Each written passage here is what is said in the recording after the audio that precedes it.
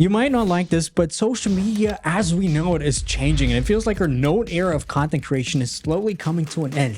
And guess what? You better keep up. Now, before you exit out, run around and delete your channels, of course, in this video, we're going to talk about how to use today's social media landscape and approach social media with sort of the new way, right? Go with the flow and build an audience that actually cares for you, because that's what we all want, right?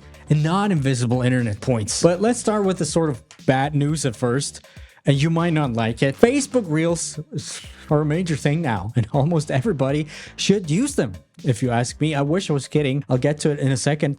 But I mean, just think about it. We're not even halfway into 2023, and things are changing like crazy around the whole internet, right? TikTok's still on the verge of getting banned, right? I know it's kind of not TikTok, but this whole Restrict Act, which is just horrible. The whole AI stuff alone is starting to freak me out recently. And while everybody's focusing on AI, hopping on trends, get more reach, get more views, nobody really seems to take notice of the shift that's happening on social media right now on almost all platforms. Because according to my research, short form video content is starting to mature faster and faster, and you might as well adapt right now while you still can.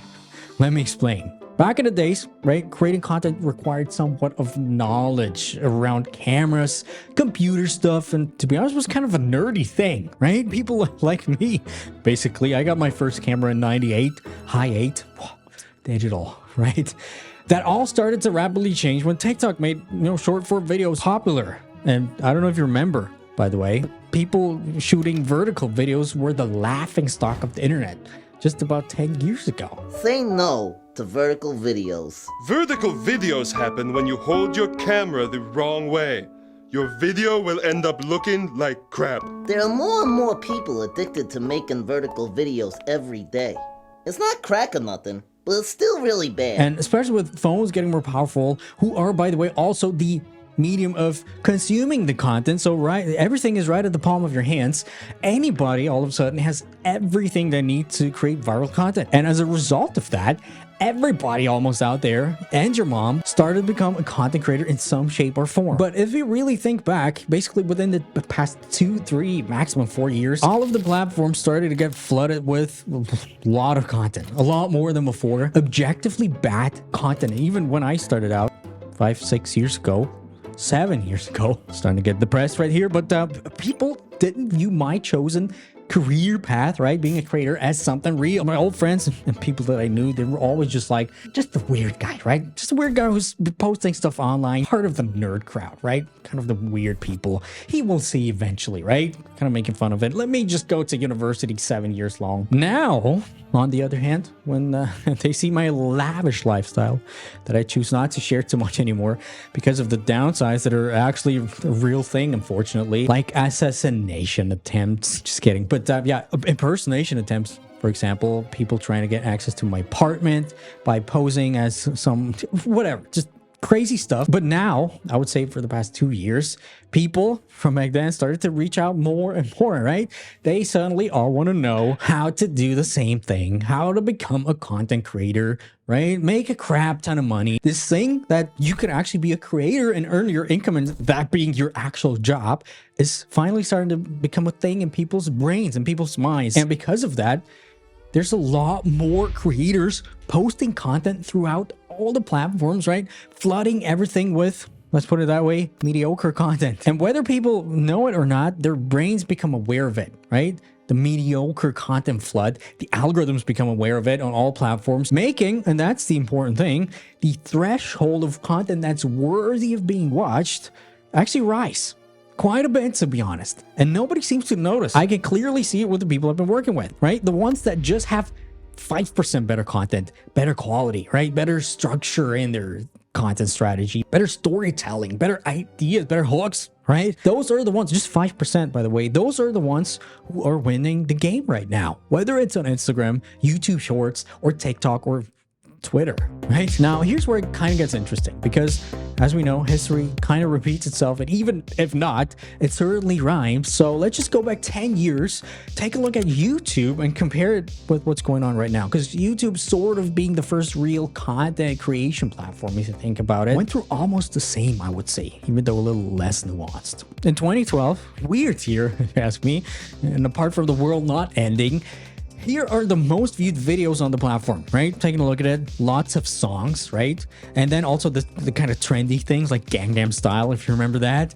And people were actually starting to recreate that, if you also remember that. Getting a ton of views, right? Recreating the Gangnam Style in their jobs or with their friends or with their own spin on it. And also during these days, there was lots of similar sort of trendy, quick content. Flash mobs, for example, were a big thing these days. And why were they a big thing? Right, because people wanted to get those internet points.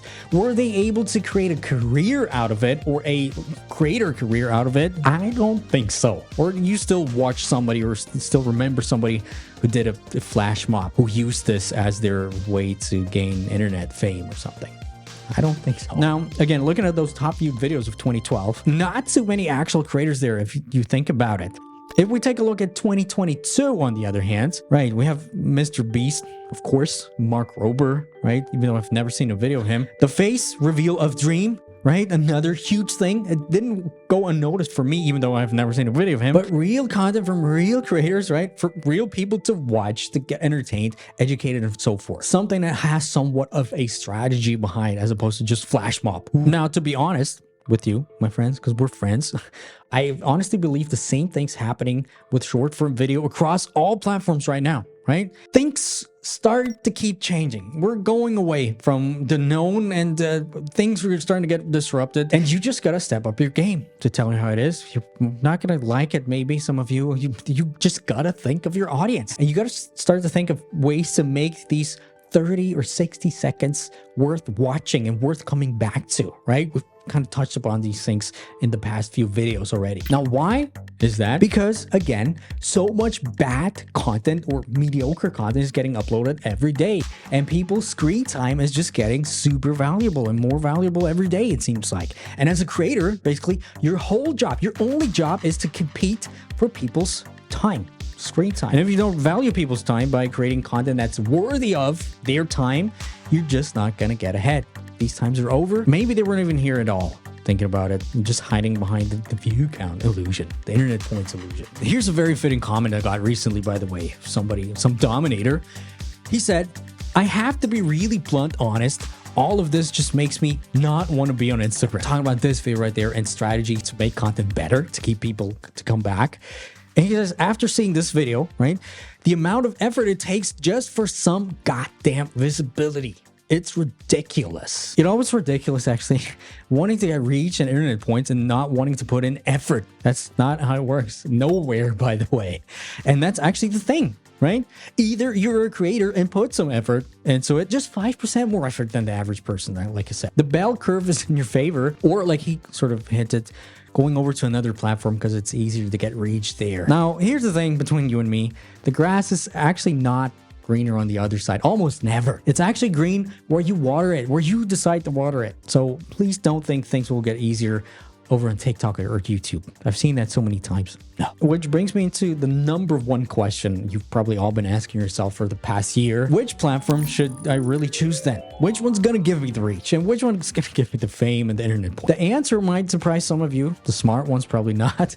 Because there's no single answer. Because social media as a whole is changing, and the lines start to become more blurry, and it's more focused on just the content as opposed to the platforms. But if we were to kind of break it down to the platforms, obviously everybody has their own opinions and platforms they identify more with. Instagram, for example, our old love-hate child, currently, in my humble opinion, has big opportunities for serious creators, like I just mentioned. First of all, because you can post your reels there to Facebook as well, just with the click of a button, with the press of a button.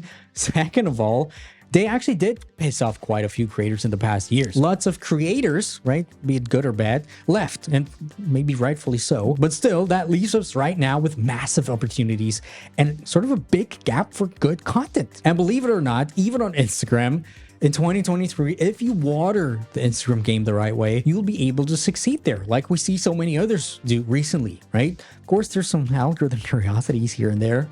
I give you that.